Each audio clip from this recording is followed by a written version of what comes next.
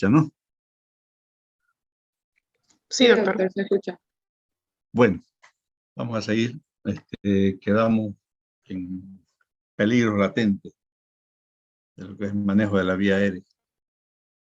¿Cuál es el peligro latente más riesgoso si uno no tiene mucho cuidado o no se da cuenta o no sabe que el ABCDE es fundamental para atender a un paciente traumatizado o cualquier tipo de patología que llegue, pero el A es fundamental, que es A, vía aérea y control de columna cervical?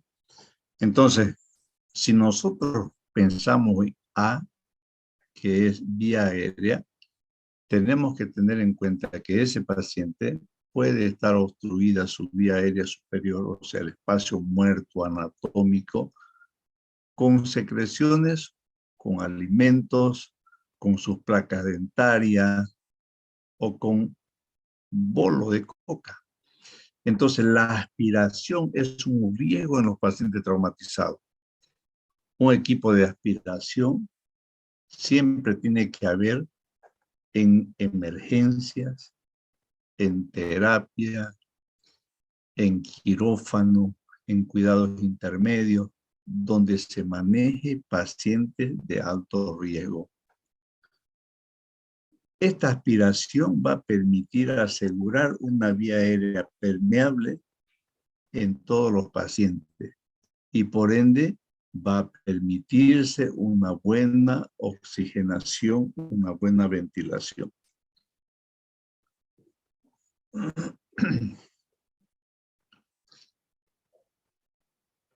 Cuando hablamos de vía aérea, no solamente hablamos de lo que son las fosas nasales, la cavidad oral, la orofaringe, la tráquea, sino todo aquello que compone lo que es cráneo y cara, sobre todo cara. Todo aquello que comprometa el macizo facial o la pirámide nasal está afectando a la vía aérea. Por eso que cuando hablamos de un trauma maxilofacial, tenemos que saber reconocer que ese trauma puede ser el causante de una vía aérea mala. Todos los pacientes con traumatismo del maxilofacial requiere un manejo agresivo, significa rápido, pero ordenado, cuidadoso. Porque el hecho de no manejar bien este trauma va a comprometer la vía aérea. El ejemplo que nosotros siempre recomendamos o el ejemplo que damos para que se produzca principalmente el trauma maxilofacial es aquel paciente que no tiene el cinturón de seguridad. Ante un impacto con otra movilidad, y peor aún si es un impacto contra un objeto fijo, ¿dónde va a ir la cara?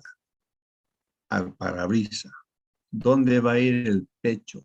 Al volante. Entonces, en esos dos sectores está la vía aérea. Fíjense ustedes que el trauma de la parte media de la cara puede producir fracturas y luxaciones que comprometan la nasofaringe y la orofaringe.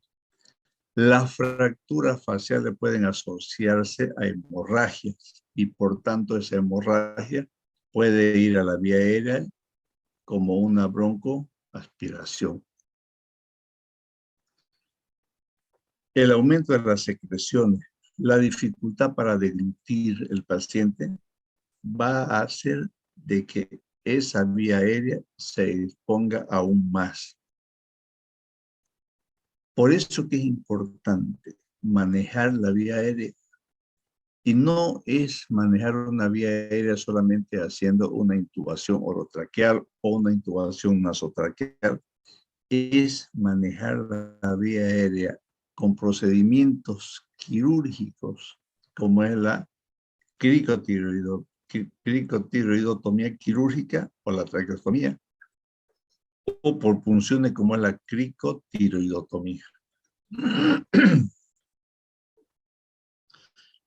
Las fracturas de la mandíbula que comprometen en forma bilateral el cuerpo mandibular pueden causar la pérdida del soporte normal de la vía aérea.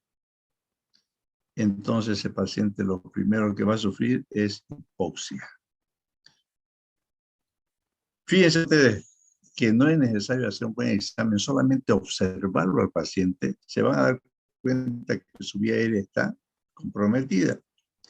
Los pacientes que se rehúsan a permanecer acostados pueden estar experimentando dificultades para mantener su vía aérea o para manejar las secreciones. Es un paciente que ustedes lo recuestan, pero rápido está parado o busca ponerse de lado. Entonces es un paciente que está comprometida su vía aérea y la B también, que es la respiración. Entonces, hay 6 patologías jóvenes encontradas en la revisión primaria que causan la muerte del paciente en forma inmediata y que no requieren exámenes complementarios. No requieren solamente la clínica, la observación, la mano de ustedes. Va a hacer el diagnóstico de estas patologías que les digo que lo vamos a ver en el siguiente tema. Fíjense ese caso. Es un paciente con un gran trauma de todo el macizo facial. Si a este paciente usted no lo maneja adecuadamente, pero rápido, este paciente se muere. Porque fíjense la parte de la boca y el macizo nasal, la pirámide nasal está deshecha. Entonces, este paciente le han hecho primero, fíjense en el cuello, una cricotiroidotomía, le han puesto una cánula pediátrica para que respire. Y después se intentará intubar y si no se puede, se hará una traqueostomía. El manejo de la vía aérea de emergencia, siempre hay que pensar, cuando la vía aérea es difícil, en una cricotiroidotomía, porque esa usted lo hace en menos de 1 minuto. En cambio, la traqueostomía demora un poco más. Y a este paciente no se debe colocar sonda nasogástrica, porque lo poco de nariz que le queda no se ve bien. Y con ese trauma tan severo, si usted le coloca una sonda nasogástrica, intentando poner una sonda nasogástrica, la fractura del peñasco va a hacer que tal vez esa sonda vaya y se arrolle en el cerebro, en la cavidad craneal. Por eso es que ustedes tienen que manejar la vía aérea. Por eso que el A es primero A, vía aérea. Y como hablamos de vía aérea, significa que el paciente está mal. Y la otra A, que es su complemento, la otra A sería la vía periférica. Maneje vía aérea, pero tenga una vía periférica para suministrar los medicamentos.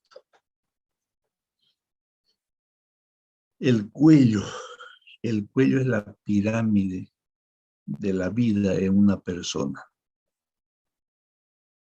Porque por ahí pasan estructuras anatómicas vitales. Si ustedes recuerdan un poquito de anatomía, las estructuras que pasan por el cuello. Y aparte de eso, que los espacios que hay ahí son pequeños y cualquier hematoma comprime vía aérea. Por eso que las heridas penetrantes del cuello pueden causar lesiones vasculares con un hematoma importante que puede ocasionar desplazamiento y obstrucción de la vía aérea. Puede ser necesaria una vía aérea quirúrgica como la cricotiroidotomía quirúrgica o la traqueostomía. Por eso que siempre vamos a repetir que si se sospecha un compromiso de la vía aérea, debe establecerse una vía aérea definitiva. ¿Y qué es una vía aérea definitiva? Ahora vamos a hablar de eso.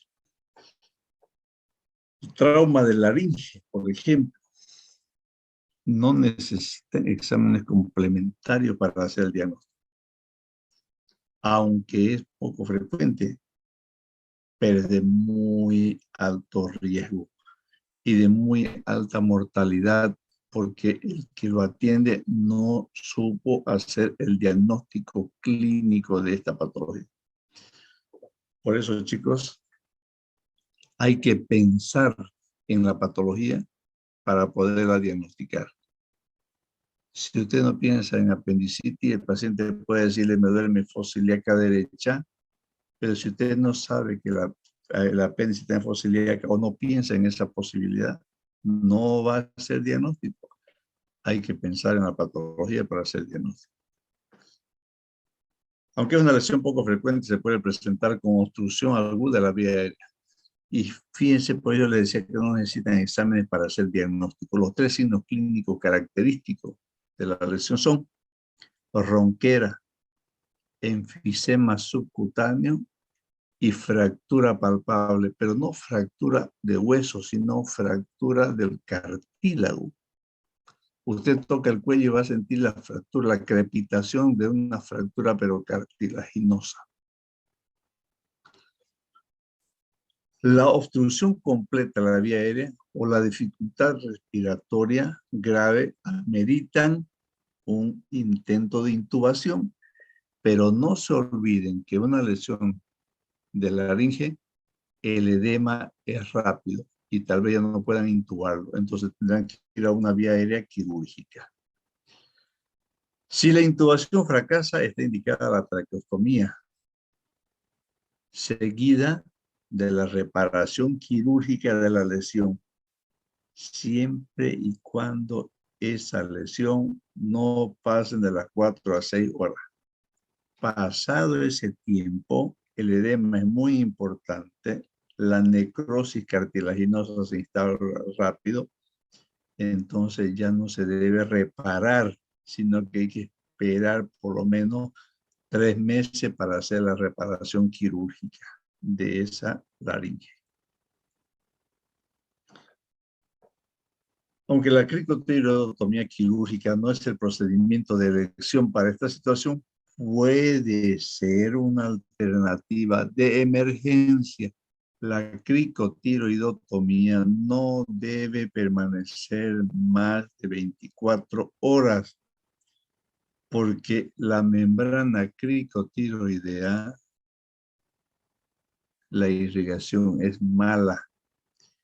Y si usted pone un tubo en esa zona, esa pequeña membrana mal irrigada va a necrosarse. La cricotiroidotomía es un procedimiento de emergencia hasta que usted haga una vía aérea definitiva. Estas lesiones se asocian generalmente con traumas de esófago en las heridas transfixiantes, por ejemplo. Como hemos dicho que es la pirámide de la vida, por ahí pasan vasos arteriales importantes como la carótida, la vena yugular. Y en estos pacientes la característica de lo que habíamos hablado, una respiración ruidosa. Si ustedes escuchan esa respiración ruidosa, significa que hay una obstrucción parcial que puede convertirse en una obstrucción total donde ya no existe esa respiración ruidosa. Respiración ruidosa, obstrucción parcial. Si la respiración no se escucha esa ronquera, significa que hay una obstrucción total. Un esfuerzo ventilatorio laborioso puede ser el único indicio de obstrucción de la vía aérea o de una lesión traqueobronquial. El esfuerzo ventilatorio, que el paciente se agarra a la garganta o como queriéndose, o abre la boca como queriendo abrir un espacio para que pueda entrar aire, quizás solamente eso nos indique de que ese paciente tiene una lesión de laringe.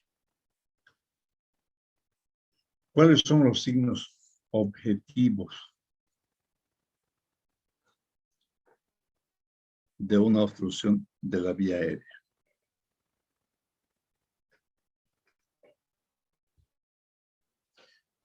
Existen varios y lo tenemos que tener de memoria. Y se lo puede identificar siguiendo pasos secuenciales. Todo en el manejo del paciente con trauma, chicos, tiene que ser secuencial, riguroso, uno tras otro. Un paso primero y siguiente, y después viene el otro. ¿Qué vamos a hacer? Ver si el paciente se encuentra agitado o estuporoso. La agitación sugiere hipoxia. Por eso que decimos que el paciente a veces no puede tolerar el decúbito. Y esa hipoxia, ¿qué va a llevar? A una depresión del sensorio, a una hipocapnia. Y si ya vemos al paciente cianótico, es un signo tardío, significa ya hipoxemia. ¿Y eso cómo lo vemos? Viendo los lechos ungueales. La acrocianosis distal. ¿Qué significa acrocianosis? Color morado, el pulpejo de las uñas y frialdad. Por eso se llama acrocianosis. Y no solamente en los dedos, sino también en los labios. Y cuando el paciente ya llega hipóxico, ya usted tiene que ir pensando en un pronóstico. Si llega cianótico, hay que pensar en un pronóstico mal. Por eso que lo primero que hace un paciente cuando llega en coma es que intubar y administrarle oxígeno. Ausculte. Una respiración ruidosa indica una obstrucción respiratoria. Localice la tráquea por palpación y vea si está alineada, si no está desplazada, si no hay enfisema en la zona, si no se palpan crépitos por fractura de cartílago. Y hay que evaluar el comportamiento del paciente. Hay algunos pacientes que están agresivos, que no quieren que nadie lo toque, sin embargo no pueden respirar. Y esas cosas hay que tener mucho cuidado en la emergencia. Ustedes que están próximos a ser internos, nunca discutan con un paciente. Peor.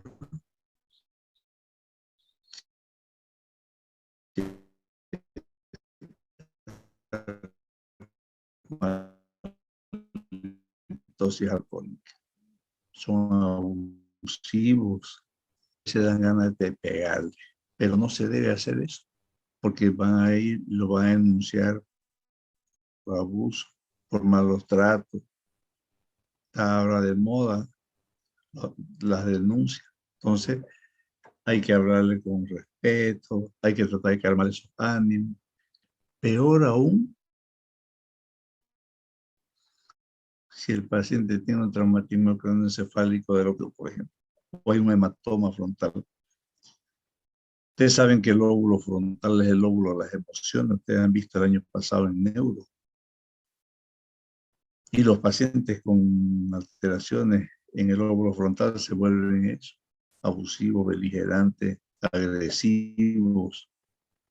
Por eso los neurocirujanos dicen, o los neurólogos dicen, cuando ven un paciente con trauma así, dicen, está frontalizado. Han debido escuchar ese término. Por eso que en la Segunda Guerra Mundial, si usted lee un poquito la historia de la Segunda Guerra Mundial, a los soldados que tomaban prisioneros y que eran así irritables, les hacían trepanaciones en la frente y le aspiraban una porción del lóbulo frontal para tratarlos de calmar. Eso es la guerra. Así es la guerra de fea.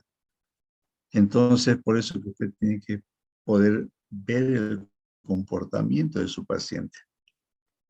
Y esos pacientes, y muchos de estos pacientes que tienen este problema, indican que les falta oxígeno. Y muchos se calman poniéndole solamente oxígeno. Disminuye la hipoxia. Pacientes con estas características o tienen una lesión neurológica o está con vejiga llena. La vejiga llena lo pone irritable a los pacientes. Por eso cuando te hable de sonda, siempre acuérdese de las dos sondas, nasogástrica y sonda Foley. A ver, ustedes aguántense de orinar. No van a estar cruzando piernas, rapidín las piernas. Entonces, estos pacientes hipóxicos y con vejiga llena son más irritables aún. Ventilación. Asegurar una vía aérea permeable es un paso importante para proveer oxígeno al paciente.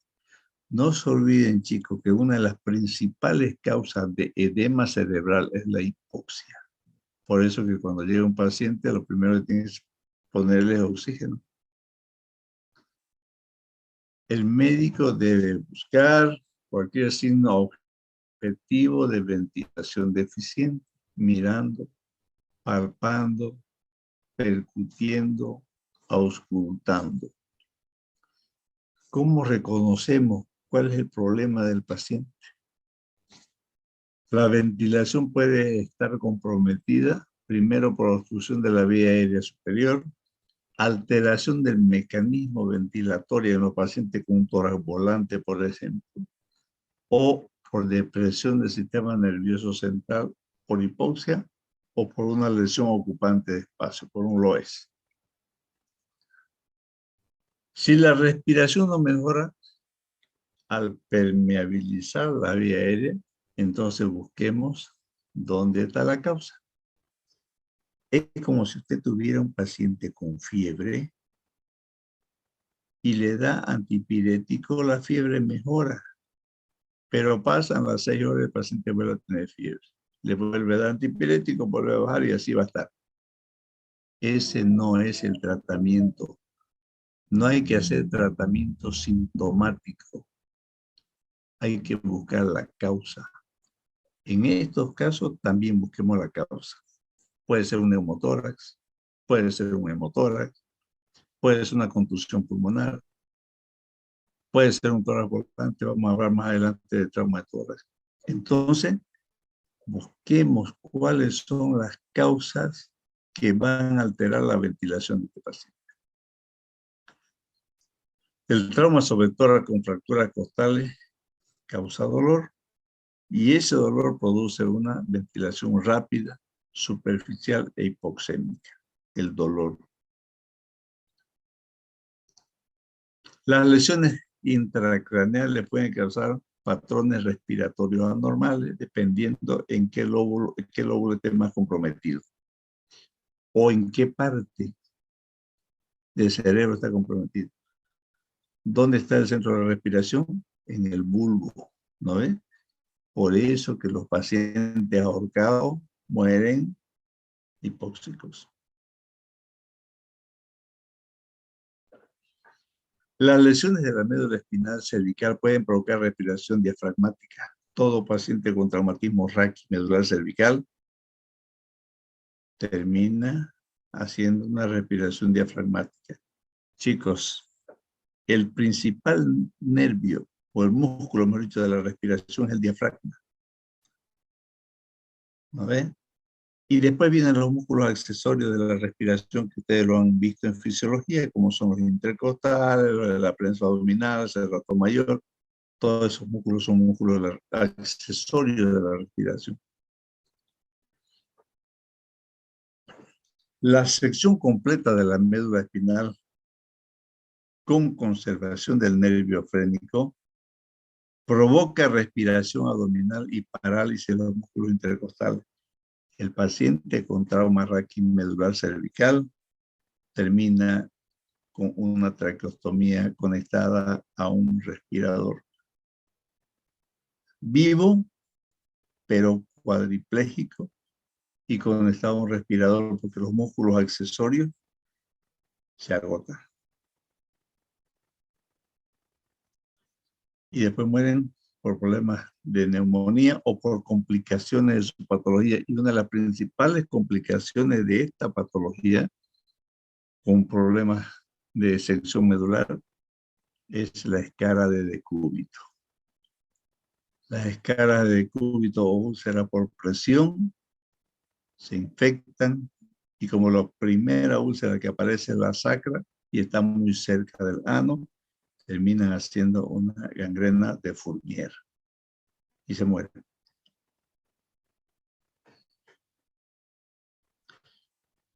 Entonces, veamos esto. Probables lesiones que tenga el paciente y cuáles son sus consecuencias.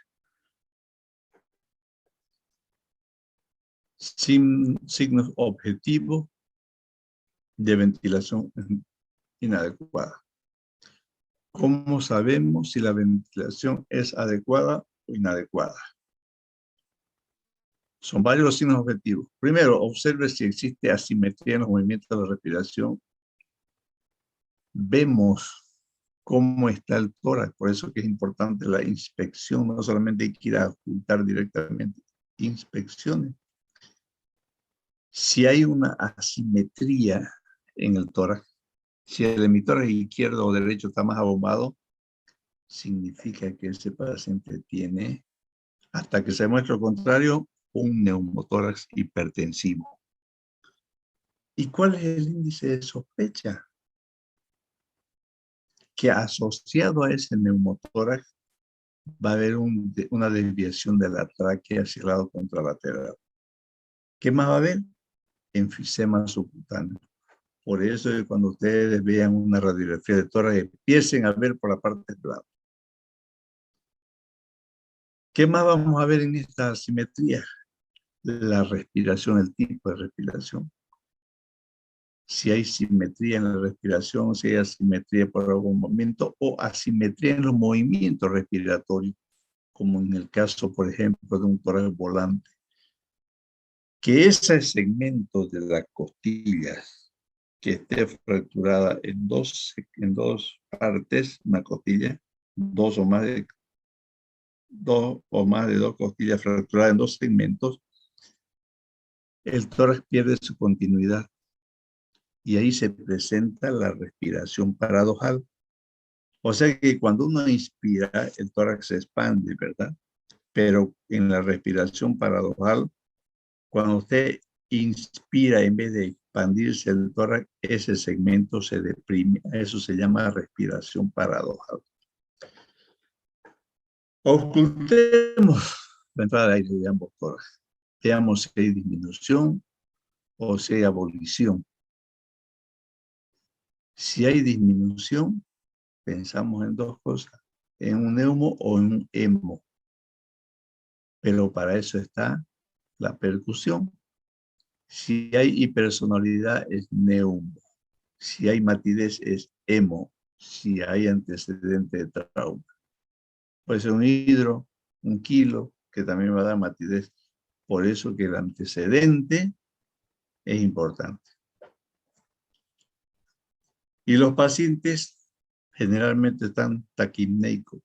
Cuando ustedes vean un caso clínico, para hacer un diagnóstico, primero vean la frecuencia respiratoria. Paciente por encima de 25 respiraciones por minuto tiene un compromiso de su vía aérea o de su respiración. Oxímetro de pulso para ver la saturación. Menos de 85%, 80% de saturación, ese paciente requiere tubo, requiere intubación. Es importante la saturación de oxígeno para ver nosotros la perfusión, cómo está su perfusión. Manejo de la vía aérea. ¿Cómo hacemos para manejar una vía aérea en un paciente traumatizado? Primero, veamos la permeabilidad de la vía aérea. Veamos si está pasando aire. Por eso que cuando hemos hablado de MES, hemos dicho, miro, escucho y siento. Veamos el tórax. Escuchemos los ruidos y sintamos primero el pulso, después qué cambio hay en el cuello. Este examen Tiene que ser muy rápido. Si se sospecha de un problema, hay que hacer el tratamiento inmediato.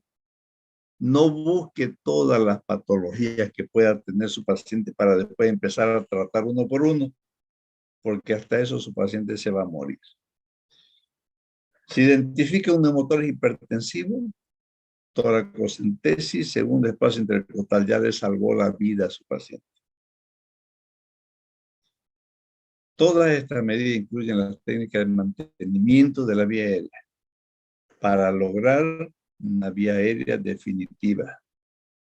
Y la vía aérea definitiva no es solo intubación, incluye también la vía aérea quirúrgica como el crico o la traqueostomía.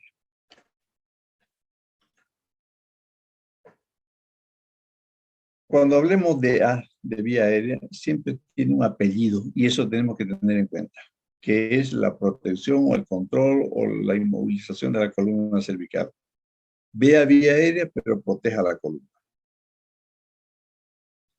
Sobre todo aquellos que tengan una lesión cervical inestable.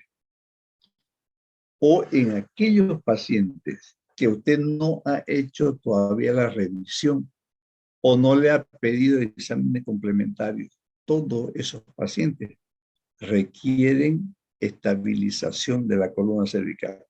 ¿Cómo? Con un collar cervical. Y si usted es el médico que lo ha ido a recuperar donde fue el accidente, póngale aunque sea una toalla. O inmovilícelo colocando dos sueros a cada lado, un suero a cada lado del cuello y lo envuelve con una toalla. Está haciendo de collar cervical rústico, pero lo está manteniendo en su posición neutra. Fíjense lo que dice, ¿no? La protección de la médula espinal debe ser mantenida hasta que se haya excluido una posible lesión medular por el médico clínico o por estudios imagenológicos. Mientras usted no tenga certeza de que no hay una lesión raquídea, mantenga la estabilización. Mismo así que no haya una fractura visible, mantenga collar cervical por lo menos entre 15 a 21 días, 2 a 3 semanas. ¿Por qué? Porque el mecanismo del trauma hace que los ligamentos, los músculos del cuello se elonguen ante los movimientos del latigazo, que la cabeza que se va para adelante y violentamente vuelve para atrás. Es un latigazo.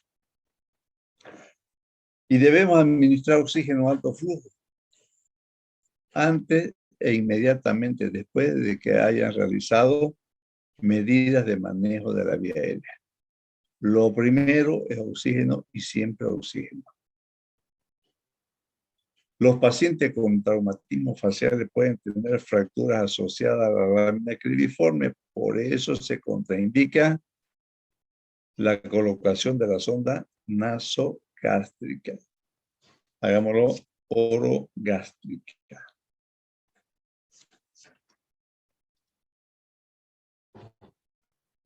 Los pacientes que tienen puesto un casco, por ejemplo, que maneja auto de carrera o moto, requieren el manejo de la vía aérea muy cuidadoso.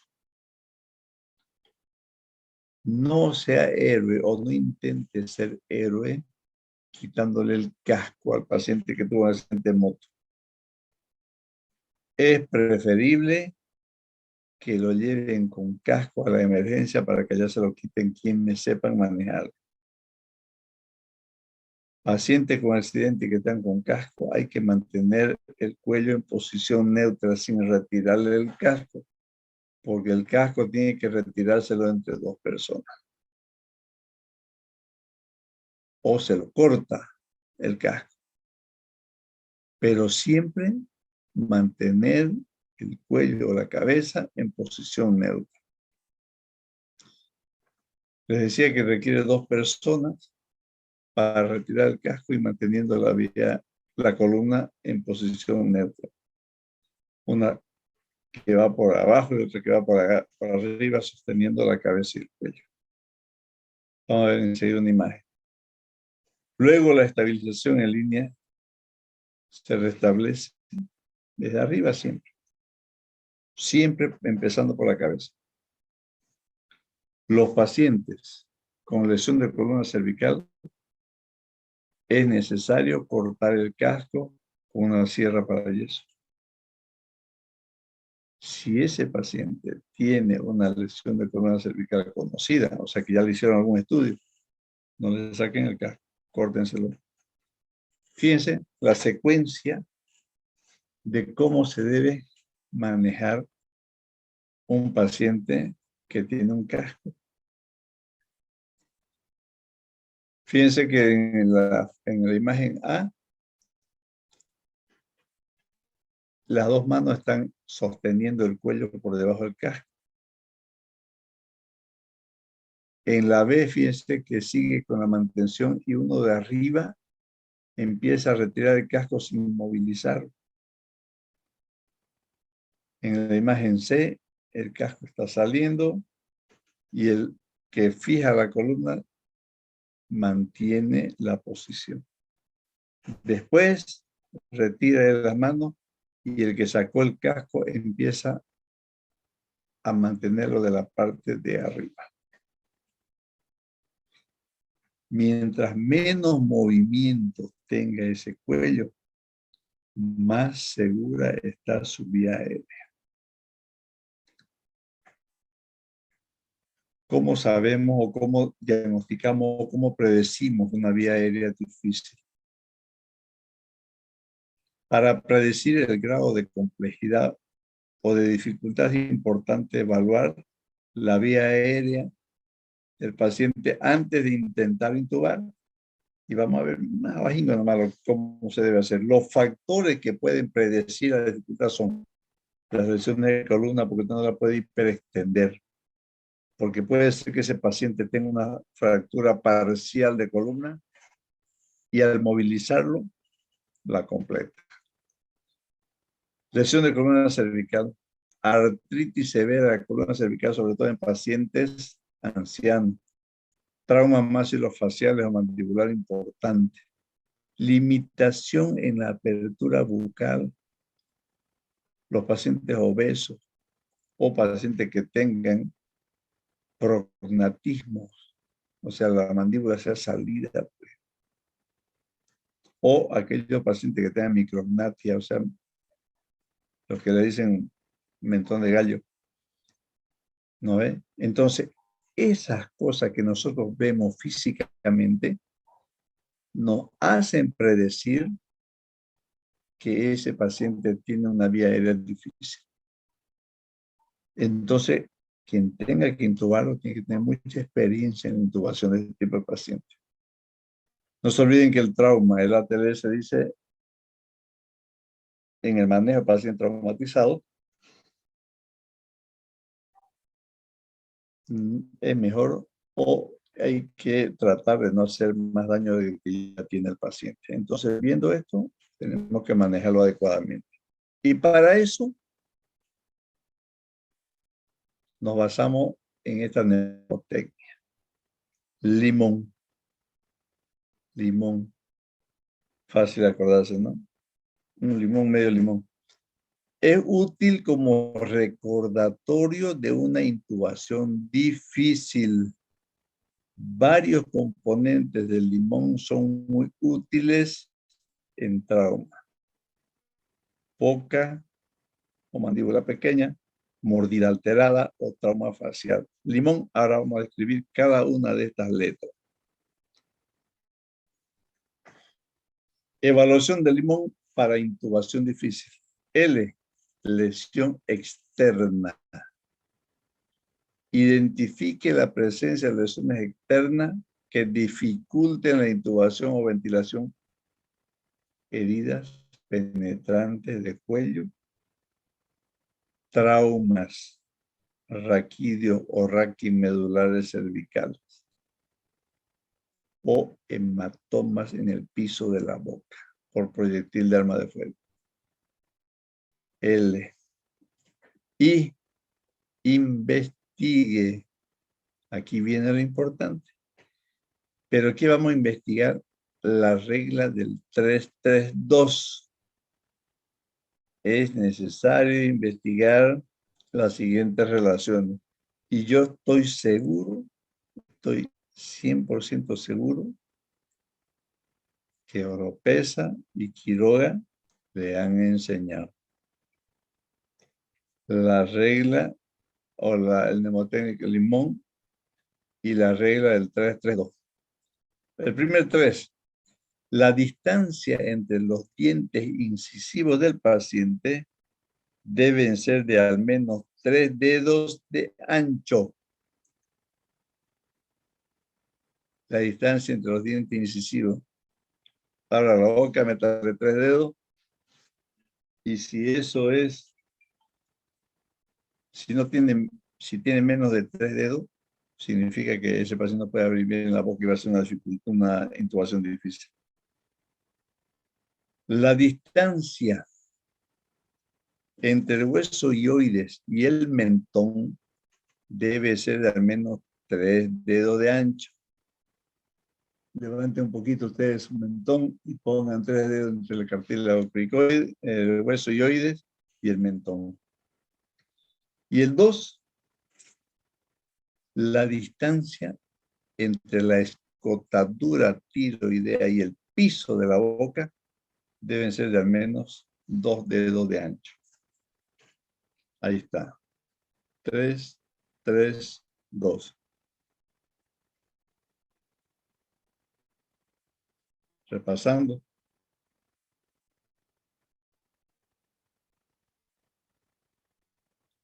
¿Se acuerdan de eso? Lo han visto en anestesio, ¿no ven? No me digan que no, porque ahorita lo llamo quiroguita. La Warner han ido nada. Repitamos. Limón. L, lesión externa. Y es para investigar la regla del 332. La distancia entre los incisivos debe tener 3 dedos de ancho. O sea, la apertura bucal. La distancia entre el hueso hyoides y el mentón, 3 dedos. Y la distancia entre la escotadura tiroidea y el piso de la boca deben ser al menos 2 dedos de ancho. M. Mallampati. Eso seguro que también lo han visto en anestesio. La hipofaringe debe ser visualizada adecuadamente. Vamos a ver imágenes enseguida. Mallampati. Anestesio vivo. O obstrucción. Cualquier alteración que pueda causar obstrucción de la vía aérea hará que la laringoscopía y la ventilación sean difíciles. Cualquier obstrucción, por edema, por cuerpos extraños, por vómito, por cualquier cosa. Y la M final, movilidad del cuello.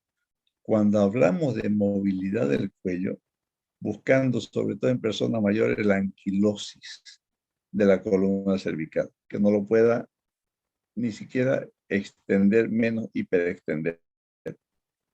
Pero si estamos ante un paciente con trauma, tengamos mucho cuidado de buscar la movilidad del cuello, que podemos completar una fractura incompleta en completa. Ahí está, regla del 332.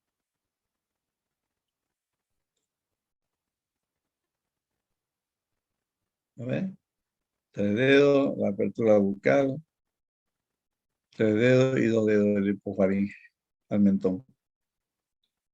Si tenemos estas características, significa que podemos tener una intubación normal. Pero si el paciente no puede abrir la boca,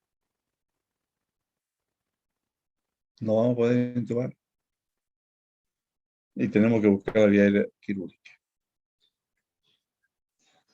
Mallampati, anestesio, ¿se acuerdan? Esta imagen les ha mostrado el doctor Quiroga, seguro. Clase 1, paladar blando, úvula, fauce y pilares son visibles.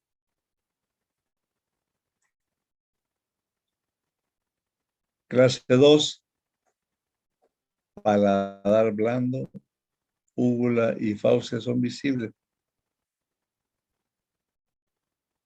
¿Qué faltó? Los pilares, ¿no? Ya no se ven. Entonces ya dificulta más. Clase 3, paladar blando y base de la úvula son visibles. Todo lo demás ya no se ve. Y la clase 4 ya no, pues ya tiene que ir a buscar la vía aérea quirúrgica. Apenas el paladar blando se puede ver. Entonces es difícil intubar. Esa es la clasificación de Mallampati. Y eso lo hace el anestesiólogo. ¿Ustedes han visto alguna vez una anestesia general? Me imagino que en la práctica de anestesia han visto. Lo primero que hace el anestesiólogo es poner el pulgar hacia abajo, empujando el mentón hacia abajo y el índice hacia arriba, de tal forma que ellos están midiendo la apertura bucal, la regla del 3-3-2.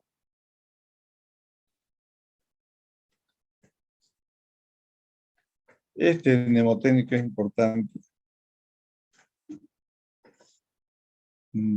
más que todo, no tanto para que hace emergencia, sino para el anestesiólogo. Es importante para ver cómo vamos a empezar a oxigenar, si vamos a utilizar una cánula orofaringea, si tal vez sin cámara o sin cánula es factible la ventilación o no. Si la intubación se torna difícil y vemos que el limón está completamente alterado, entonces busquemos ayuda. Tal vez necesite otro anestesiólogo que fije la mandíbula, otro que baje un poco la lengua para que intube el. Entonces es un mnemotécnico para el manejo de la vía aérea, un algoritmo, me ha dicho. Técnicas de mantenimiento de la vía aérea. En los pacientes que tienen depresión del estado de conciencia, en los pacientes en coma o comatoso, la lengua puede desplazarse hacia atrás y obstruir la orofaringe. Por eso lo primero que usted tiene que hacer es abrir la vía aérea. ¿Cómo? Levantando suavemente el mentón. No se olviden ustedes que están atendiendo a un paciente con trauma y todavía no le han hecho ningún estudio, ni siquiera lo han revisado. Lo primero que están haciendo es permeabilizar a que es la vía aérea. Entonces levantamos un poco el mentón o agarramos la mandíbula como si quisiéramos luxarla y estamos permeabilizando la vía aérea. Y después que usted ha visto que no hay nada, ningún cuerpo extraño en la vía aérea superior, le pondrá su cánula orofaringea, o mejor dicho, orotraqueal o nasotraqueal, o nasofaringea, dependiendo. Vamos a ver con qué elemento o con qué equipo van a hacer esto. Las maniobras para establecer una vía aérea pueden producir o agravar una lesión de la columna cervical si nosotros hacemos la hiperextensión, no mantenemos alineada la columna o realizamos movimientos bruscos antes de realizar los procedimientos de imagenología. O por lo menos hacer el examen clínico. ¿Cómo sabemos que el paciente tiene una lesión raquimedular? Porque están plégicos. ¿Cómo sabemos que tiene una lesión raquídea solamente? Porque no tiene relajación de esfínter, porque mueve las extremidades, pero siente dolor. ¿No ven? Ven qué bella es la medicina. No le han pelado en elegir esta carrera, pero es estudiando. Es estudiando. Maniobras de elevación del mentón. Los dedos de una mano se colocan por debajo de la mandíbula. Es como si lo quisieran traccionar suavemente la mandíbula y lo llevan hacia arriba. El pulgar de la misma mano deprime suavemente el labio inferior y lo presiona hacia abajo para aquí, para abrir la boca.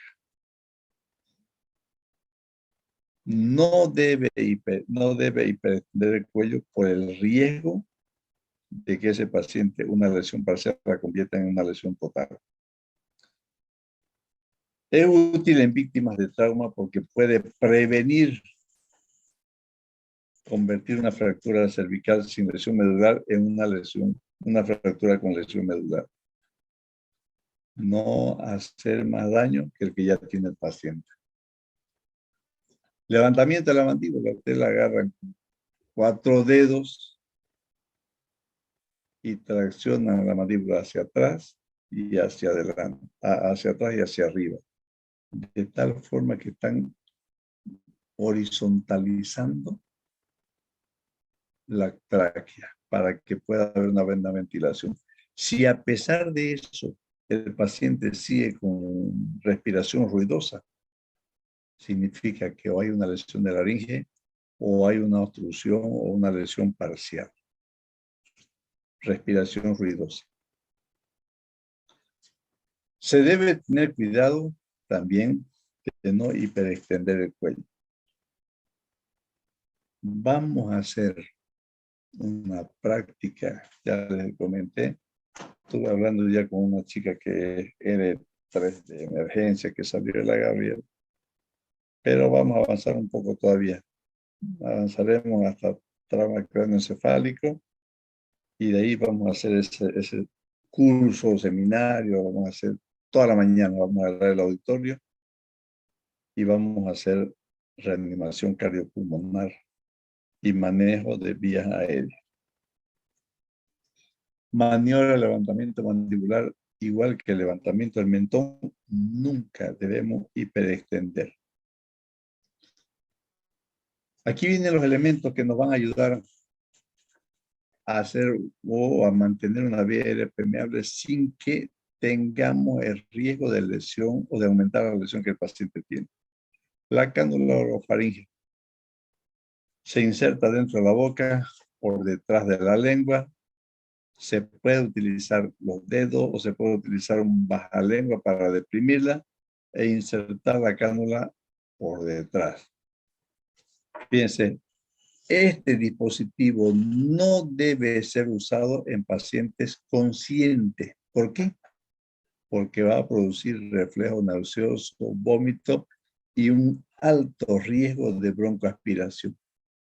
Esta cánula orofaringea es solamente para pacientes inconscientes. La técnica alternativa es insertar la cánula con su cavidad hacia arriba hasta que se encuentre el paladar blando y después lo gira, hace una rotación y lo va a depositar por detrás de la lengua. Esa es la forma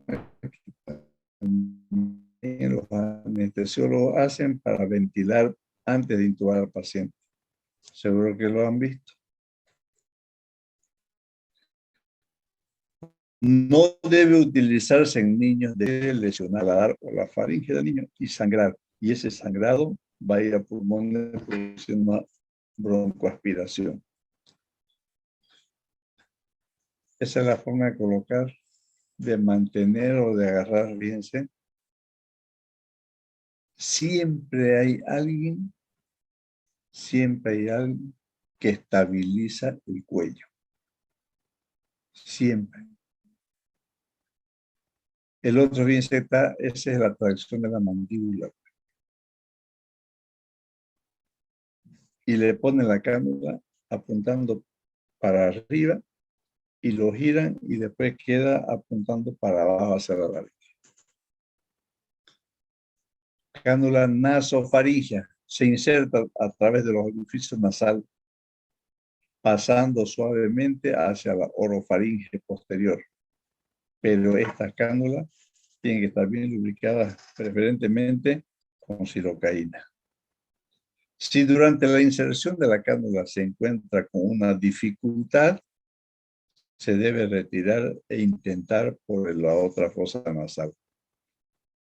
Este procedimiento no debe intentarse en pacientes con sospecha de fractura de la lámina cribiforme, porque el tubo se va a ir por ahí hacia el cerebro. Equipos extraglóticos y supraglóticos para intubar. Se emplean en pacientes en los cuales la intubación no ha sido posible o es poco factible cuando usted ha hecho los estudios para ver si va a ser una intubación difícil. Máscara laringea, tubo esofágico multifenestrado y el tubo laríngeo. Lo vamos a ver ahora. Esos son los equipos que se utilizan en intubaciones difíciles. ML, máscara laringea, en los pacientes con vía aérea difícil, si han fallado en intubación endotraqueal. A veces uno intenta 2 o 3 veces y empieza a lastimar la orofaringe o las cuerdas bucales y el paciente va a tener problemas. En estos pacientes con vía aérea difícil, si se ha fallado 1, 2 o 3 veces, hay que intentar usar la máscara laringea. No es una vía aérea definitiva y la colocación correcta de este aparato es difícil y generalmente lo utilizan gente que está entrenada, terapistas o anestesiólogos.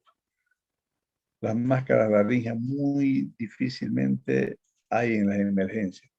Algunas clínicas creo que las tienen, pero los hospitales no. Tubo laríngeo es un dispositivo extraglótico para provocar una ventilación satisfactoria. Fíjense, extraglótico, dice, o sea, que ni siquiera llegó a la glotis, pero permite una buena ventilación. Tampoco es una vía aérea definitiva. Es una colocación de tubo a ciega, por eso dice que se coloca sin visualización directa a la glotis, no se lo ve. Se siente el intercambio de aire. Ahí está, esa es la cámara laríngea. Es como un bajalengua.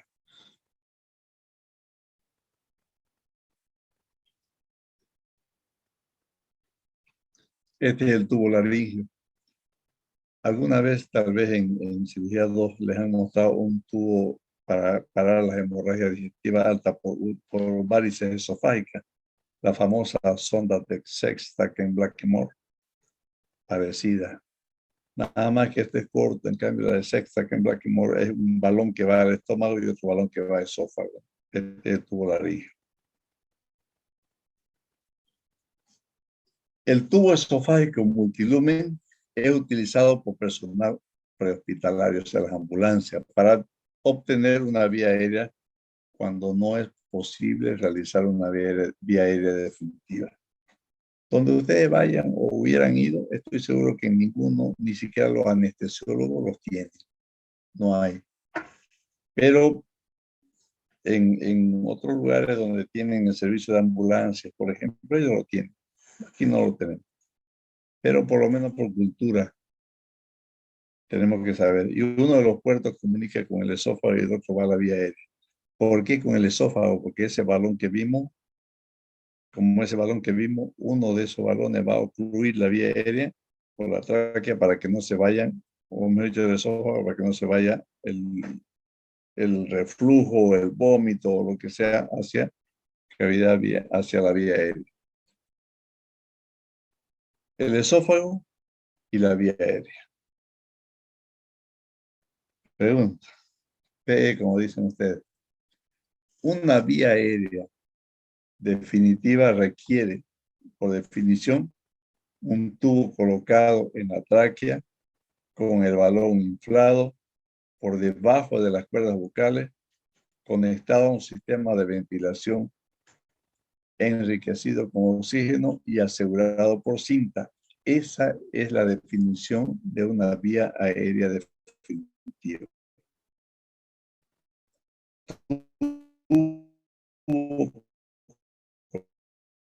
colocado en la tráquea, conectado al sistema de ventilación enriquecido por oxígeno y asegurado con sitio. Hay 3 tipos de vía aérea definitiva: intubación orotraqueal, intubación nasotraqueal y la vía aérea quirúrgica, que es cricotiroidotomía o traqueostomía.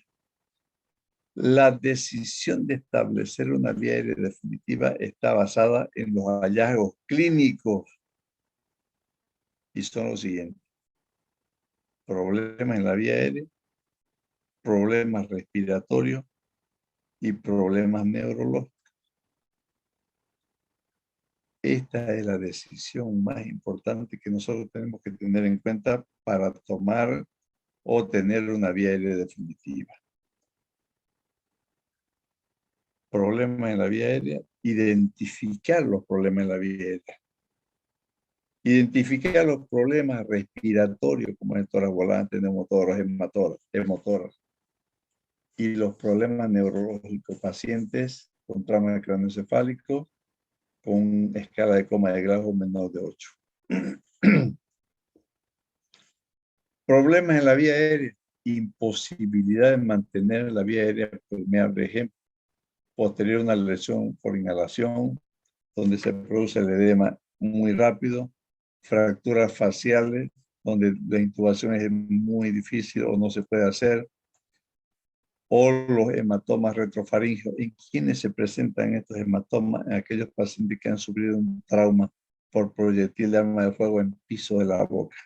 En esos pacientes o los intuba rápido o le hace directamente una traqueostomía porque muy pronto hacen edema.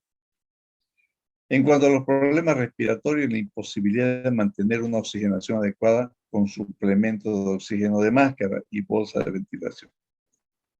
En aquellos pacientes que tengan un problema a nivel del espacio muerto fisiológico, o sea, a nivel alveolar. Problemas neurológicos, eso ya lo conocemos, ustedes lo han visto también en neuro. Trauma craneoencefálico cerrado que necesita ventilación asistida, paciente con escala de coma de Glasgow menos de 8, o en aquellos pacientes que tengan la necesidad de proteger la vía aérea de aspiración de sangre o vómito.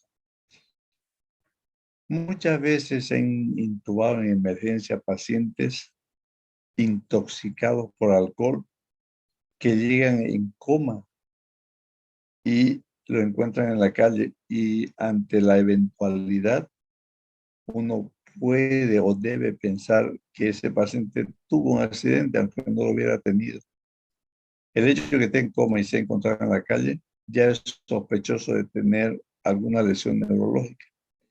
Y esos pacientes se los ha intubado, pero 6 horas después empiezan a pelear con la máquina y despierta, y era solamente intoxicación alcohólica. Pero ¿qué hemos ganado con intubar? Hemos ganado la protección de la vía aérea, porque esos pacientes vomitan y se broncoaspiran. Indicaciones para proteger la vía aérea definitiva. Necesidad de protección de la vía aérea. Fractura maxilofacial severa. Tenemos que tener mucho cuidado. En aquellos pacientes que tienen fracturas del macizo facial y le hacen un cerclaje o fractura de mandíbula donde le han puesto tornillos y le hacen un cerclaje, que es un cerclaje, una oclusión dentaria cuando le ponen alambres de los dientes de arriba como de abajo y el paciente no puede abrir la boca. Esos pacientes pueden hacer broncoaspiración. Entonces, cuando usted hace una cirugía maxilofacial con estas características que le explico, dentro de sus indicaciones médicas, tiene que mantener un equipo de sutura en la mesa del paciente. Porque si el paciente empieza a vomitar, usted tiene que cortar los alambres para que éste abra la boca y pueda vomitar y no broncoaspire. Riesgo de obstrucción, hematoma cervical, paciente con heridas en el cuello que atraviesen el platisma o músculo cutáneo del cuello, tiene que ser manejado en quirófano por el riesgo de que este hematoma esté comprimiendo un vaso y apenas libere el hematoma, el paciente empieza a sangrar. O que tenga una herida penetrante en el cuello y que ese hematoma vaya a comprimir vía aérea. Por eso que es importante que tengamos en cuenta los signos duros y signos blandos de una lesión vascular. Signos duros o de certeza y signos blandos o de sospecha. En cuello, por ejemplo, ¿cuál sería un trauma? ¿Cuál sería una lesión vascular real o un trauma, un signo duro, digamos, de trauma vascular? Que ese hematoma sea expansivo, que sea pulsátil. ¿Qué significa? Que vaya creciendo, mientras usted lo ve que ese hematoma va aumentando o que ese hematoma va creciendo coincidiendo con los latidos cardíacos. Entonces el paciente necesita entrarse al quirófano inmediatamente, abrir el cuello y buscar qué vaso es el que está sangrando. Todos los pacientes que tengan trauma laringotraqueal o que presenten estridor, necesidad de proteger la vía aérea, se intuba. Riesgo de aspiración, aquellos pacientes que tengan sangrado en la boca o que tengan vómitos en los pacientes, sobre todo con traumatismo cráneoencefálico por edema o en los pacientes que están inconscientes. Pacientes que tengan necesidad de ventilación o oxigenación, aquellos que tengan esfuerzo respiratorio inadecuado, taquimia, hipoxemia, hipercapnia o cianosis. En los pacientes que tengan pérdida masiva de sangre y necesidad de reanimación con volumen.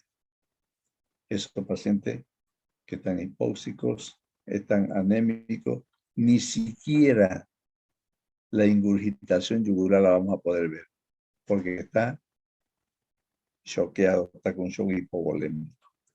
No ingurgita venas del cuello. Bueno, los pacientes con trauma craneoencefálico cerrado severo, con breve necesidad de hiperventilación si hay deterioro neurológico agudo.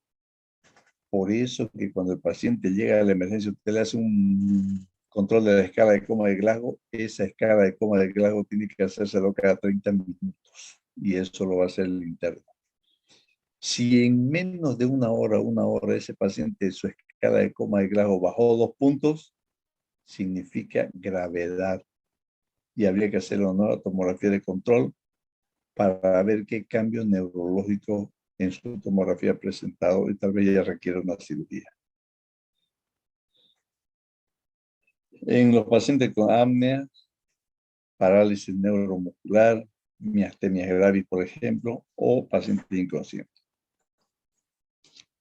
Intubación endotraqueal. Es importante establecer la presencia o ausencia de una fractura de columna cervical. Hasta que no se demuestre lo contrario, todo paciente con trauma o traumatizado tiene una lesión de columna cervical. Y por tanto, hay que estabilizarlo, hay que inmovilizarlo. La obtención de radiografías cervicales no debe impedir o retrasar el establecimiento de una vía aérea. No espere sacarle una radiografía para ver qué tiene en el cuello si ese paciente necesita clínicamente intubación.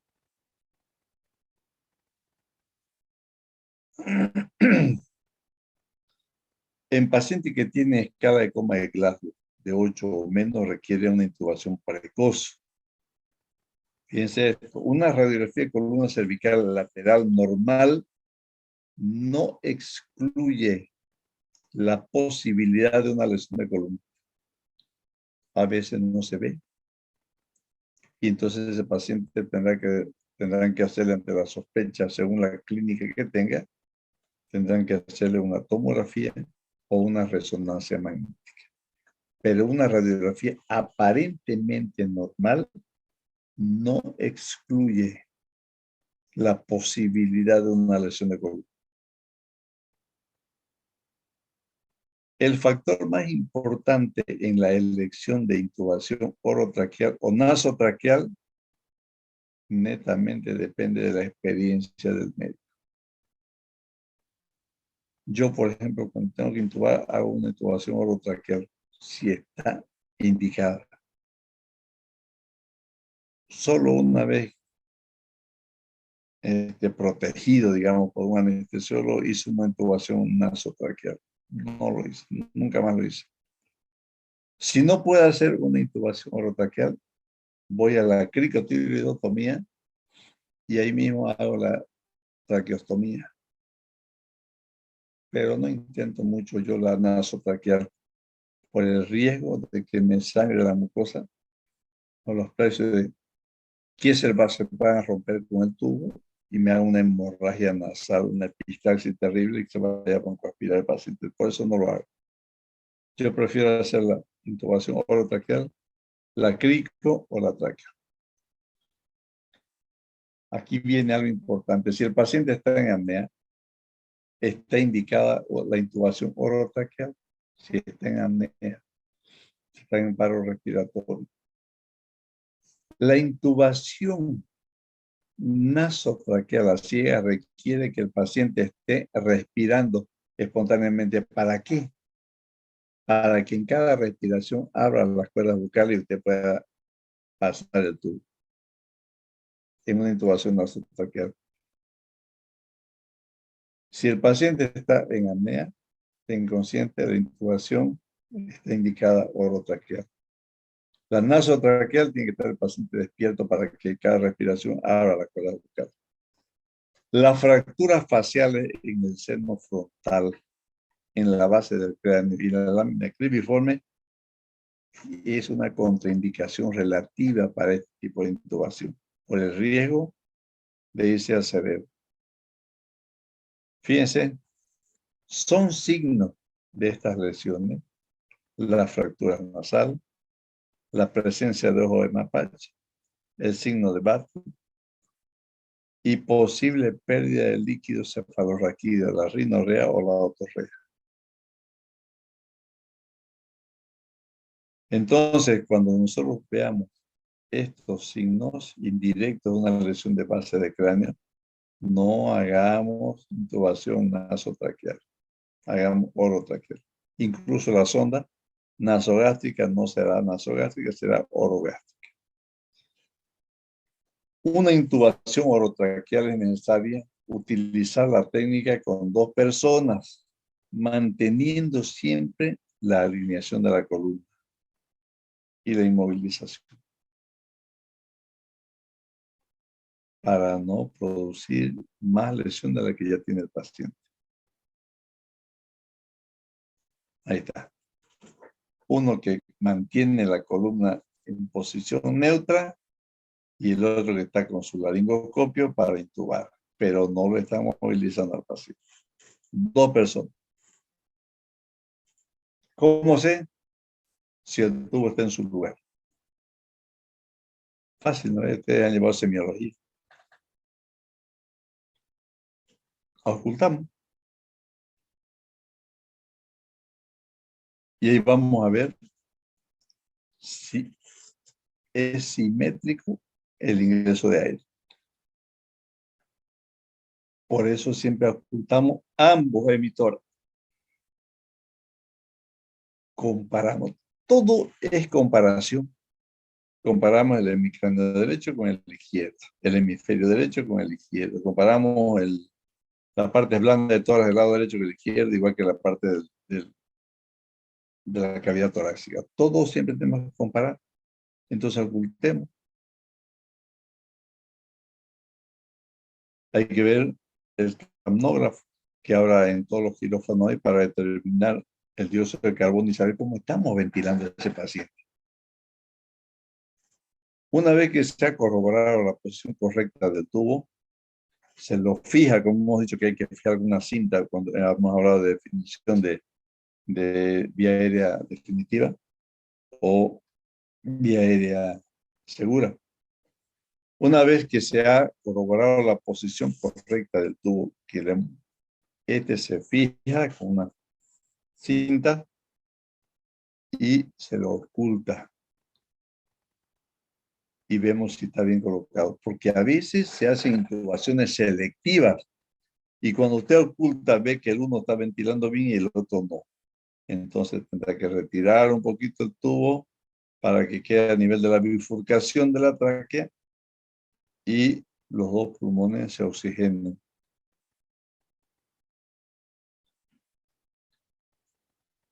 Fíjense cómo se intuba. Seguro que en anestesio, en la práctica de anestesio han hecho esto, intubación, deben saber intubar. Vamos a hacer por eso la práctica. Hay tórax, hay cabecitas ahí en la universidad, entonces en vez de que se estén amojosando ahí, lo vamos a usar. Guía de intubación orotraqueal.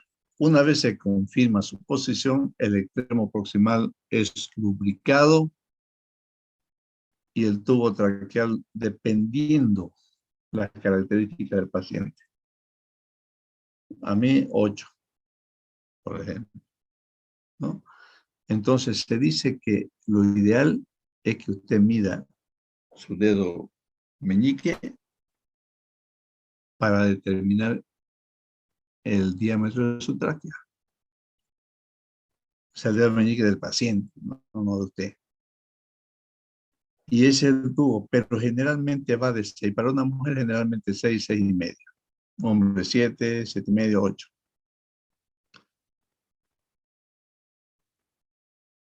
Una vez que hemos hecho la intubación, a veces es necesario utilizar una guía metálica dentro del tubo para que le dé más fijeza y usted pueda ver bien las cuerdas bucales y entre las dos cuerdas bucales tiene que insertar el tubo. Al ladito de las cuerdas bucales está el esófago. Entonces, hay que tener mucho cuidado y no hacer una intubación al esófago. ¿Y cómo vamos a saber? Mire, hay dos cosas que usted tiene que fijarse. Uno, si está en tráquea, si está en tráquea, usted va a ver que el tubo, la luz del tubo se humedece como si fuera con vapor. Esa es una aseveración indirecta para usted que ese tubo está en tráquea. Si eso no sucede, seguro que está en esófago, porque nadie respira por el esófago. Y dos, cada que usted insufle, el estómago a nivel de epigastrio se va a ir insuflando, se va inflando. O agarra un estetoscopio y oculta, a medida que insufla, oculta, va a sentir el ruido del aire que va a depositarse en el estómago.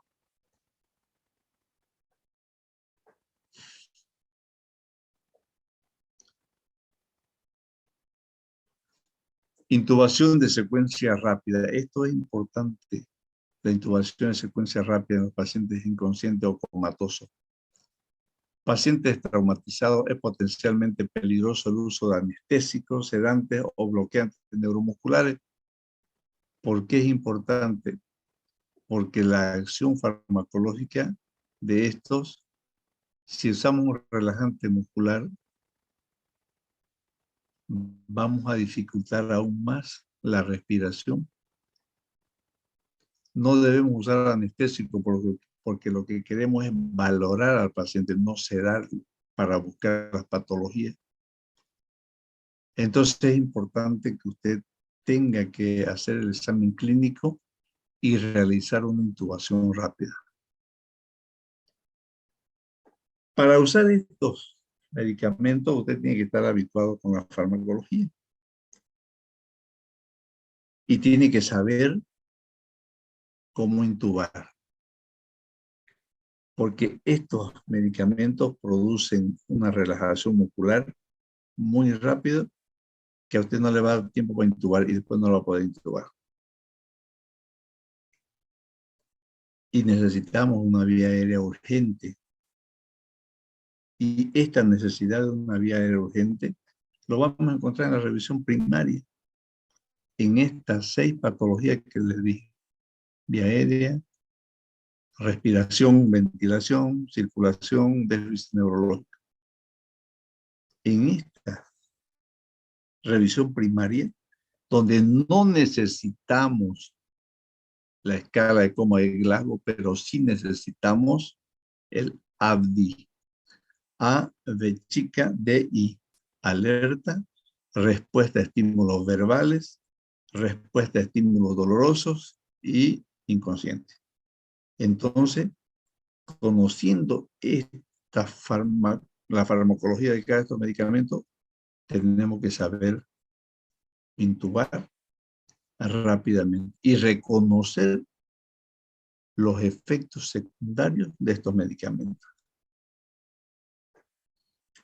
Y cuando hacemos la revisión primaria de estos pacientes, debemos hacerlo sin sedación, porque queremos ver sus reflejos. Queremos ver si respira. Queremos tomarle la escala de coma de Glasgow. Y un paciente sedado, no lo vamos a poder hacer. Nos van a salir datos falsos. La intubación de secuencia rápida, tenemos que primero tener un plan. Si nos falla, ¿qué hacer? ¿Ah? Si no podemos intubar. Y peor, imagínense ustedes un paciente relajado, anestesiado, y que no lo podamos intubar. Le estamos provocando un paro respiratorio barbitúrico a ese paciente. Entonces tenemos que ver la alternativa, otro plan, el plan B. Pero para ese plan B tenemos que estar capacitados.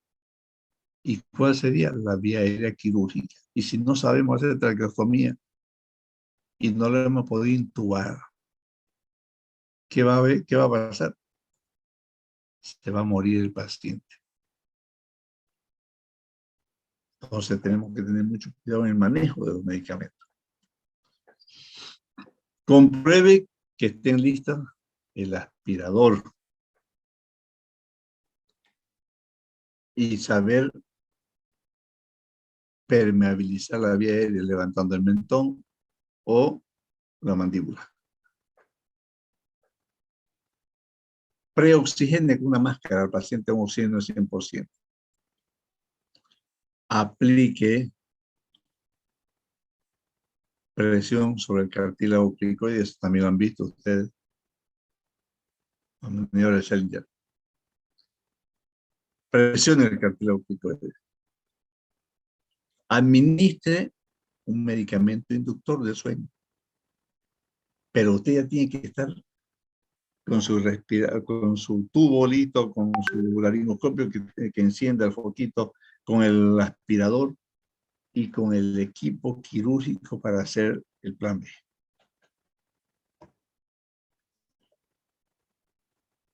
Administre 1 o 2 miligramos por kilo peso de succinilcolina intravenosa. La dosis habitual es de 100 miligramos kilo peso, pero aquí administramos dosis mínima para no plancharlo.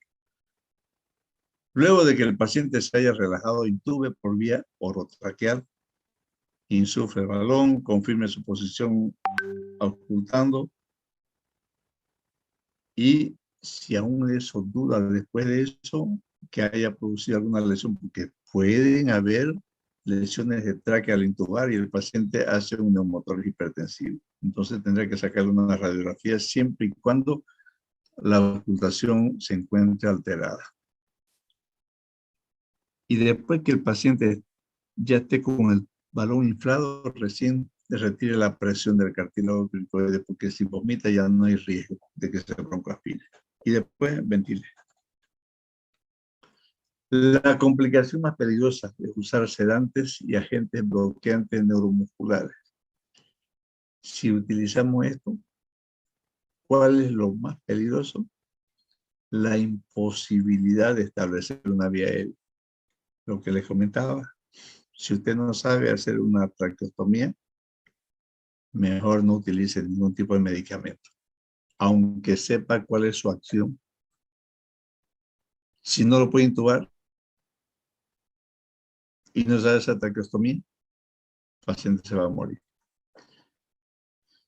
Si la intubación endotraqueal no tiene éxito, el paciente debe ser ventilado con un dispositivo, con cualquiera, la máscara laringia, el tubo multifenestrado que hemos visto, para que el paciente pueda tener una buena ventilación. Hasta que se revierta el efecto del medicamento. Por eso no se deben utilizar medicamentos de efecto prolongado. Por el riesgo de que no lo pueda intubar, de que no sepa hacer traqueostomía, de que el paciente no pueda respirar y se muera. El tiopental o pentotal sódico y los sedantes son peligrosos en pacientes traumatizados con hipovolemia. ¿Por qué? Porque el transporte, la eliminación es más lenta. Entonces va a permanecer más tiempo el anestésico ahí. Es igual que si usted, por ejemplo, ha utilizado una anestesia general y en el postoperatorio inmediato le administra un aminoglucósido, ese paciente se recurariza. ¿Qué significa eso? Que es como si se volviera a anestesiar. Entonces, el paciente se muere porque nadie lo va a controlar. Por eso que es importante lo que ustedes han visto en cirugía 1, la sala de recuperación anestésica. 3 horas. En 3 horas, el paciente ha recuperado los reflejos, sobre todo el reflejo de la deglución.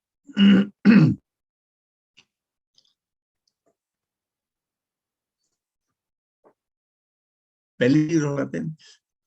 Pueden presentarse fallas en los equipos en los momentos más importantes y no siempre son previsibles.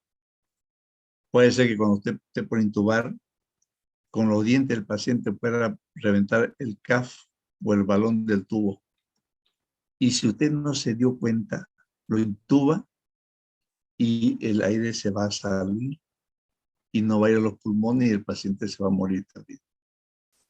Porque se apaga la luz del laringoscopio, tantas cosas que pueden pasar. Por eso que es importante que antes de realizar los procedimientos, usted revise su material. Ve si el tubo está bien, el CAF del tubo está bien, si no está pinchado, si el laringoscopio tiene buena luz, si hay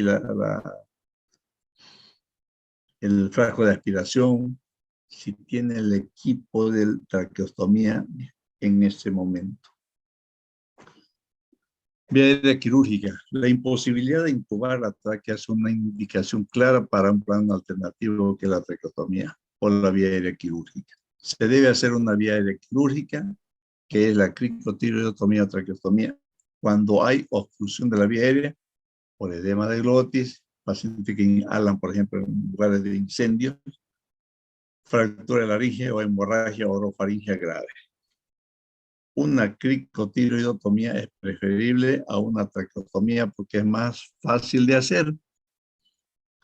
Usted ubica el cartílago cricotiroideo y le coloca una bránula de grueso calibre y el paciente ya se salvó. Y como la membrana cricotiroidea es muy pobre su irrigación, entonces no hay riesgo de sangrado. La cricotiroidotomía con aguja, la que le acabo de mencionar, es la inserción de una aguja de grueso calibre en el cartílago cricotiroideo y le conecta oxígeno. Entonces es un procedimiento de emergencia para proveer oxígeno en corto tiempo hasta que usted le haga una traqueostomía. Esto generalmente se lo hace en mayores, pero también se pueden hacer en niños. Pero en los niños no hay que utilizar tubos con CAF o con balón, porque la tráquea de los niños es muy friable y se pueden perforar rápido con la presión del balón. Entonces no se debe hacer, no se debe utilizar todo con un balón en niños. Y fíjense, con esta técnica, como les decía, se puede mantener con oxigenación entre 30 y 45 minutos. Si es quirúrgica, si es por punción, puede quedarse hasta 12 y 24 horas por la emergencia. Pero eso es cuando no hay quien haga una vía aérea quirúrgica definitiva, como es una traqueostomía. Porque la cricotiroidotomía no le proporciona la cantidad de oxígeno suficiente. Esa es la técnica para hacer cricotiroidotomía por punción. La cricotiroidotomía quirúrgica se realiza haciendo una pequeña incisión en el mismo cartílago e introduciendo un dilatador en primera instancia y después se pone un tubo, pero el tubo tiene que ser un tubo que pueda penetrar en el espacio cricotiroideo sin lesionar estructuras vecinas. Por tanto, este tubo colocado tiene que ser muy delgado.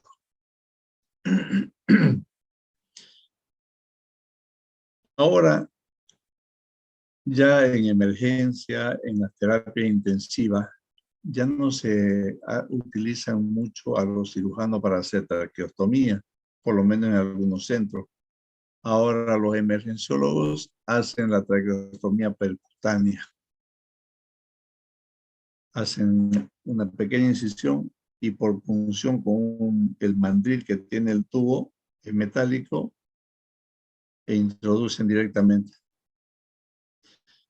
Esta traqueostomía percutánea tiene que hacerse con mucho cuidado porque si usted la hace con mucha presión, como es metálico el mandril, puede perforar la otra pared.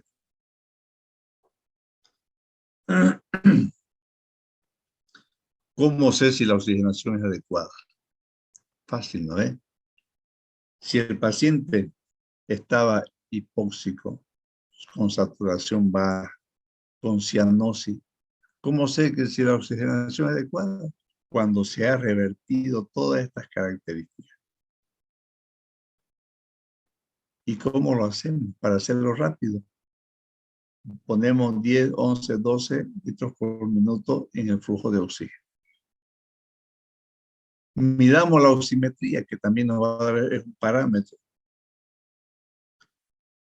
Y como es un método no invasivo, lo podemos mantener permanentemente. Ahora los equipos vienen con su marcador de oxígeno de oxímetro incluido en el monitor, entonces no hay tanto riesgo de equivocarse o de olvidarse. Saturación por encima de 95 es aceptable, es buena.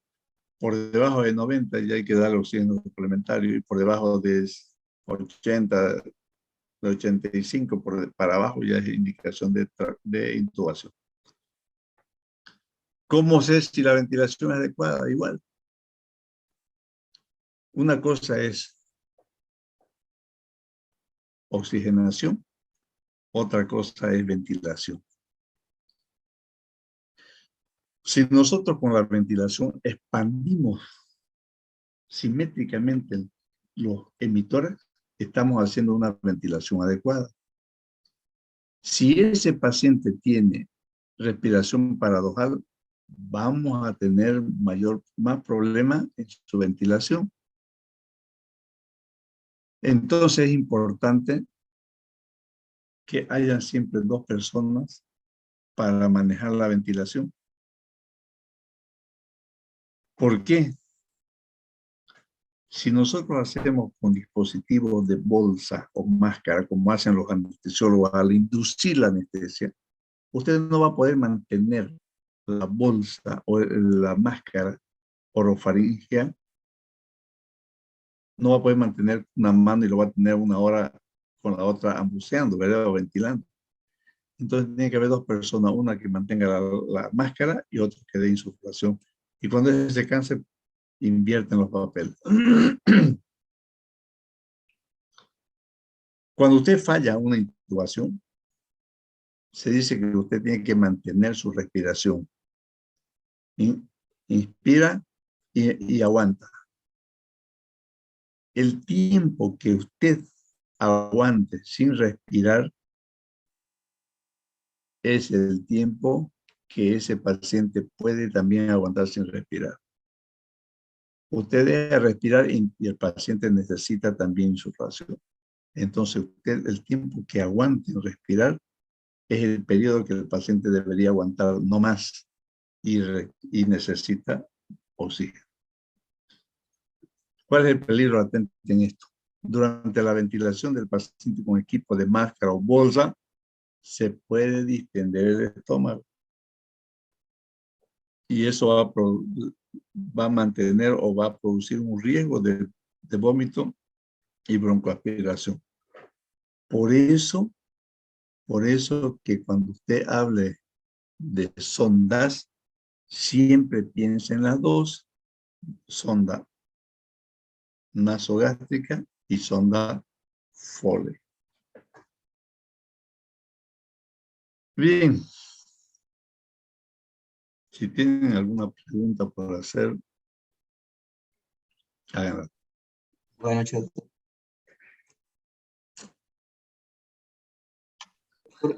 Una pregunta respecto al Mallampati.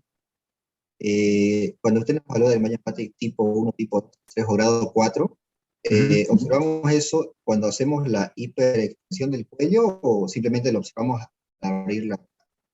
Al abrir la boca. Solamente al abrir la boca. Sí, Ya. ese es para ver la intubación. Estábamos hablando de intubación difícil.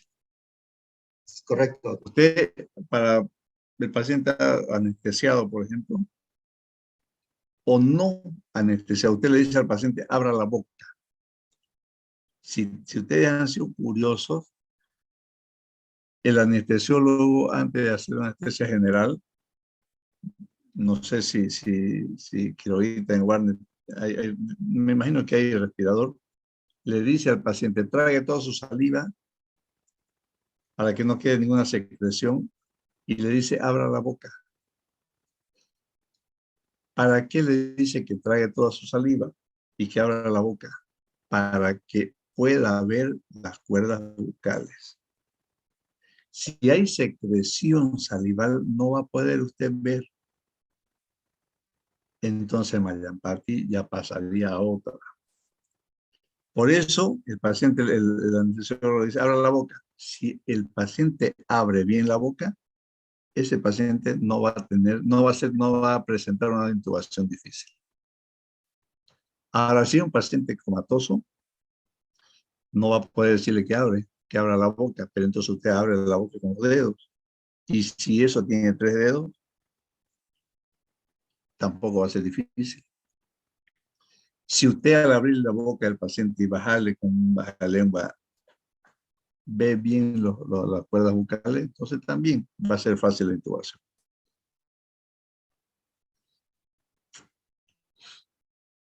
Gracias, ¿Algo doctor. más? Otra pregunta más, y la última, doctor. Usted nos hablaba acerca de lo que era la ventilación. Nos decía que nosotros tenemos que hacer un intento, tomar la respiración y ver lo que nosotros aguantemos y hacer una pausa si es que no logramos hacer la correcta intubación y después volver a intentar. Pero, Sí. ¿y qué sería en el caso de que el paciente con parada respiratoria? Igual hacemos esos intentos haciendo esas respiraciones o hacemos intentos continuos. Igual. Intenta 3 veces intubar. Si no pudo, respire, aguante, intente intubar. El rato que usted no puede respirar, entonces significa que ese paciente requiere ventilación con máscara. Y después vuelve. Si usted 3 veces intentó y no lo pudo, llame a alguien que lo intube, porque con seguridad usted ya va a estar más nervioso, más cansado y no lo va a hacer. No lo va a hacer. Entonces llame a otra persona. No significa que usted no sea capaz, sino que significa que usted en ese momento no lo pudo hacer. Está cansado porque trabajó mucho con ese paciente, cualquier cosa. Entonces llame a otra persona que lo haga, que seguro que lo va a hacer. Pero haga de cuenta que lo que usted aguantó sin respirar, ese paciente también aguanta sin respirar. Y si usted ya empezó a respirar, dele oxígeno a su paciente.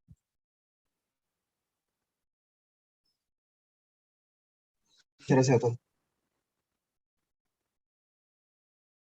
Bueno,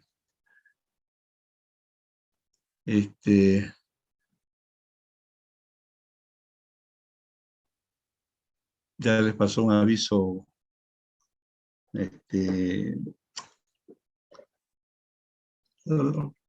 Andrea, de las clases, ¿no?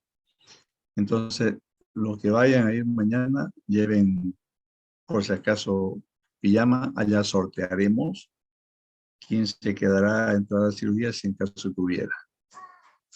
¿Está bien?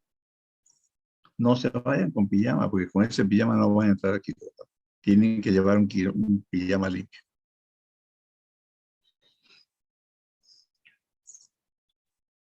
Vamos a pasar visita, ahí vamos a ver varios pacientes. Y ahí vamos a ver cómo estamos.